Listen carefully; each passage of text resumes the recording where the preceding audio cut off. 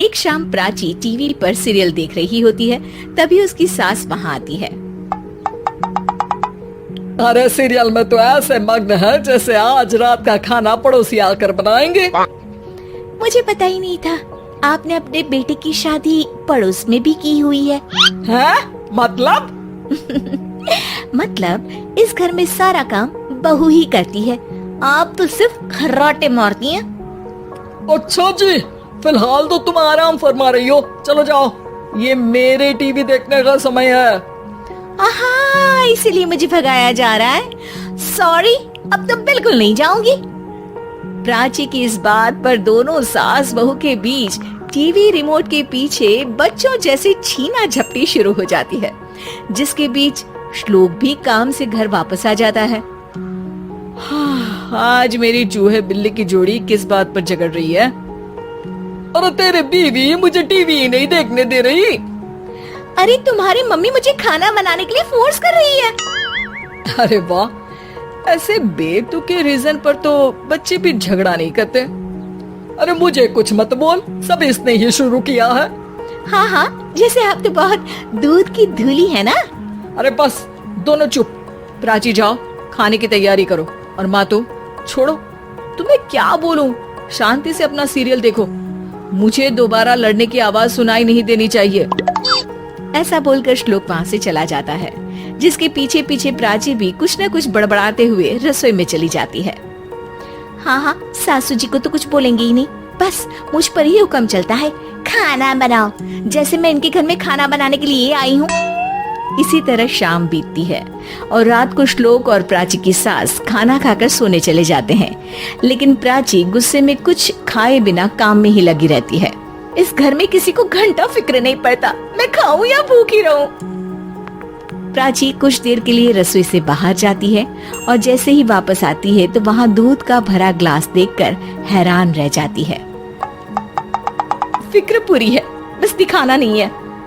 प्राची दूध पीकर सोने चली जाती है और अगली सुबह एक बार फिर सास बहू का कार्टून नेटवर्क स्टार्ट हो जाता है। ये तुमने ही किया है। अरे अजीब जबरदस्ती है, मैं बोल रही हूँ मैंने कुछ नहीं किया। दोनों ने मिलकर पूरे घर को पागल खाना बनाया हुआ है। यहाँ कोई नॉर्मल इंसान तो रह ही नहीं सकता, इसीलिए अब पड़ोसी क्या रिश्तेदार भी घर आने से कतराते हैं। और सुन बेटे, तू भी चंगा, तेरी माँ भी चंगी, तेरी बीवी भी चंगी, रिश्तेदार।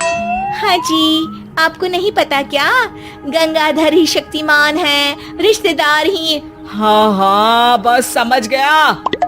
कभी जानवरों जैसे लड़ेंगी तो कभी जुगलबंदी करेंगी। भाई मैं आप दोनों के बीच में नहीं फंसना चाहता।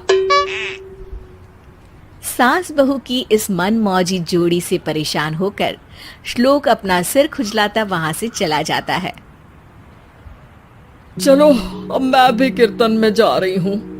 इस पर जैसे ही सास कमरे में अपना पर्स लेने जाती है तो वहाँ नाश्ते की प्लेट रखी देख मुस्कुराने लगती है और नाश्ता करके घर से बाहर निकलते हुए कुछ पैसे टेबल पर रख जाती है, जिसके कुछ देर बाद सिलेंडर वाला घर आता है। ओ मोरी मैया, मैं सिलेंडर के बारे में तो बिल्कुल भूल ही गई थी। घर खर्च के सारे पैसे भी मम्मी के पास है और श्लोक से बोला तो उल्टा 4 बात सुनाएंगे।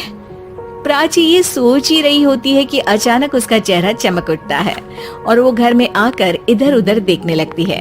तभी उसकी नजर टेबल पर रखे पैसों पर पड़ती है, जिन्हें वो सिलेंडर वाले को दे देती है। ये सब श्लोक देख लेता है। अच्छा बेटे, इतना बड़ा घोटाला, सबके सामने मैं तेरी दुश्मन और पीठ पीछे तेरी मेरी यारी। इस पर श्लोक एक प्लान बनाता है और शाम को सब एक साथ बैठे होने पर बोलने लगता है। माँ, तुम दोनों की बहुत लड़ाई होती है, इसलिए मैं सोच रहा हूँ कि प्राची को उसके घर छोड़ाऊं, इससे वो भी खुश रहेगी और तुम भी। अचानक श्लोक की ये बात सुनकर सास बहू शौक से उसकी तरफ देखती है। अरे ऐसे कैसे घर छोड़ाओगे, मुझे कहीं नहीं जाना। अरे तुमने बोला नहीं पर मैंने सुन लिया, तुम्हें मम्मी के साथ रहना अच्छा नहीं लगता, मुझे पता है। अरे वो अरे, जब बहू खुद कुछ काम बोले तो वो तुझे सुनता नहीं, और अब जो इसने बोला ही नहीं वो तू समझ गया। जब उसे नहीं जाना तो फिर जबरदस्ती क्यों कर रहा है? अच्छा, फिर आपको मौसी के घर छोड़ाता हूँ, बस अब आप दोनों एक घर में एक छत के नीचे नहीं रह सकती। मैं इस टॉम एंड जेरी की जोड़ी को और नहीं झेल सकता। है? ऐसे कैसे नहीं रह सकते? तुम्हें इतनी दिक्कत है तो तुम्हारा बोरिया बिस्तर पैक कर देती हूँ, लेकिन मम्मी जी कहीं नहीं जाएंगी।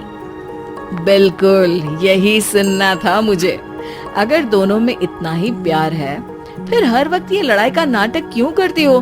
देखा मैंने कैसे माँ किचन में दूध रखती है और तुम उनके लिए कमरे में नाश्ता रखती हो, और कैसे वो पहले ही तुम्हारी दिक्कत समझकर घर में पैसे रखकर बाहर जाती है।